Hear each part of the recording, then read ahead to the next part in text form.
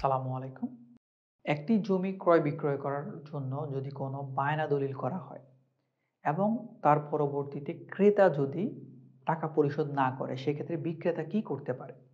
আপনি আপনার জমিটি বিক্রি করবেন এবং আপনি একজন ক্রেতার সাথে বায়না দলিল করেছেন এবং বায়না দলিলে ধরুন ৬ মাস সময়সীমা দেওয়া ছিল যে ৬ মাসের মধ্যে ক্রেতা বাকি টাকা পরিশোধ করবে। আপনি তখন তাকে আপনার জমিটি লিখে দিবেন।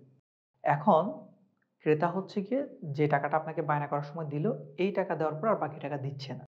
সেক্ষেত্রে আপনার করণীয় কি? আপনি তো জমিটা বিক্রি করতে গেছেন আপনার নগদ অর্থের প্রয়োজনে। এখন ৬ মাস অতিবাহিত হয়ে গেল। এখনো পর্যন্ত ক্রেতা আসছে না বা ক্রেতা বাকি টাকা দিচ্ছে না। সেক্ষেত্রে আপনার করণীয় কি? বায়না দলিলে যে সময়টা উল্লেখ করা থাকবে, এই সময়ের মধ্যে ক্রেতা যদি টাকা না দেয়, তাহলে আপনি আদালতে মামলা করে এই বায়না দলিলটা বাতিল করতে পারবেন। পাশাপাশি আপনার যে একটা ক্ষতি হলো, ঠিক আছে? এই ক্ষতিপূরণটাও চাইতে পারবেন আদালতের কাছে। এই ক্ষেত্রে আপনার শর্ত হচ্ছে আপনি এবং ক্রেতা যে বায়না দলিলটি করেছিলেন সেটা অবশ্যই রেজিস্ট্রেশন করতে হবে।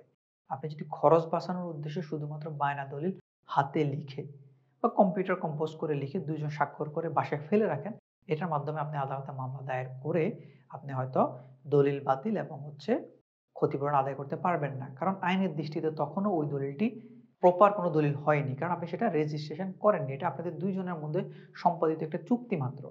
সেটা আইনগত যে ভিত্তিটা সেটা এখনো পায়নি।